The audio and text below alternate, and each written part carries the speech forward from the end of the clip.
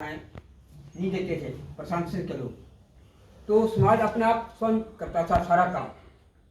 परंतु इन 76 वर्षों की आज़ादी के बाद हम देख रहे हैं कि समाज जो है वो स्वावलंबी ना करके परावलंबी हो गया। हमें क्या मिलेगा? तो बहुत बड़ी एक कमी जो है अपने समाज में आ गई है। अब इस कमी को दूर करना इतना आसान नहीं है। इसके लिए बड़ा संघर्ष करना पड़ेगा, समर्पण करना पड़ेगा। क्या करना पड़ेगा? तब करना पड़ेगा। मैं ये समझता हूँ कि इसका मूल कारण राजनीति है और राजनीति ही समाज को तोड़ रही है, जातियों में, संप्रदायों में, भेदभाव में, ऊंच नीच में।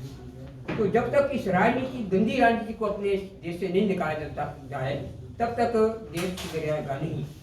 अब राजनीति में, क्योंकि अब लोकतंत्र है, राजनीति में अच्छे लोगों का प्रवेश, क्योंकि जो हम ये देखते हैं कि अच्छे लोग जो हैं वो इस दलदल में फंसना नहीं चाहते। इस कारण से गंदे लोगों का उसमें प्रभुत्व हो गया है। तो अच्छे लोगों का प्रवेश, मुझे बड़ी प्रसन्नता हो रही है कि आज यहाँ जो लोग आए हैं बहुत ही अच्छे, विचारवान, समर्पित और वर्तमान व्यवस्था से दुखी हैं। तो ये बहुत अच्छी पहल आपने की है और मैं इसका समर्थन करता हूँ। क्योंकि हमारा जो सनातन है, मनु महाराज ने शुरू किया मनुस्मृति, उसमें उन्होंने लिखा कि मनुर्भव, मनुष्य बनो। उसमें ये नहीं कहा कि ब्राह्मण बनो, क्षत्रिय बनो, वैश्य बनो, मनुष्य बनो। और मनुष्य के लिए उन्होंने तो नियम बताए हैं। क्या नियम है? और धर्म के लिए 10 लक्षण है: धैर्य, क्षमा, दम, अस्तेय, शौचम, इंद्रिय निग्रह, धीर, विद्या, सत्यम, अक्रोधो, दशकम च धर्म नष्टम।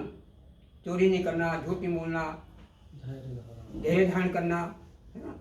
तो ये जो है लक्षण है। अब इन लक्षणों से हमारा समाज दूर जा रहा है, हमारा समाज इनके विपरीत चल रहा है। तो एक बहुत बड़ी चुनौती हमारे बीच में है। तो मैं समझता हूँ कि अच्छी पहल आपने किया और मैं इसके लिए आपको पूरा स्नेह भी दूंगा। हमने एक राजनीतिक विकल्प शुरू किया, जैसे खन्ना ने बताया, स्वाभिमान पार्टी के नाम से। हम ये चाहते हैं कि अच्छे लोग, मैं ये प्रयास कर रहा हूँ कि जो अच्छी पार्टियाँ हैं, सम विचारधारा की पार्टियां हैं, उनको हम इकट्ठा कर रहे हैं एक भारत गठबंधन के नाम से। तो जब तक इस राजनीति में अच्छे लोगों का प्रवेश नहीं होगा, तब तक ये व्यवस्था सुधर नहीं सकती। इसलिए कि मैं संघ का प्रचार कर रहा हूँ। हम गीत गाया करते थे, तन समर्पित, मन समर्पित और ये जीवन समर्पित, चाहता हूँ देश की धरती मैं तुम्हें कुछ और भी दूँ।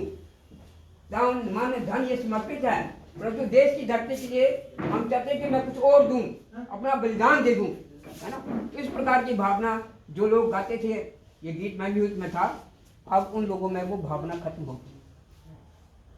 अब तो ये भावना नहीं है कि मैं क्या लूं, मैं देश से, समाज से क्या खींचूं। ये जो भावना है बहुत अच्छी भावना नहीं है और ये हमें गड़े में ले जाने वाली भावना है।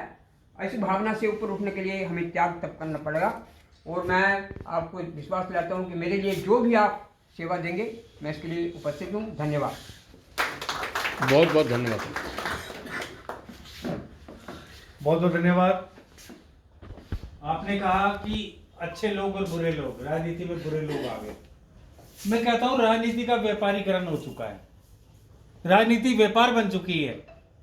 जब टिकट 5-5 करोड़ रुपए की बिकती है, क्या इन्हें शर्म नहीं आती?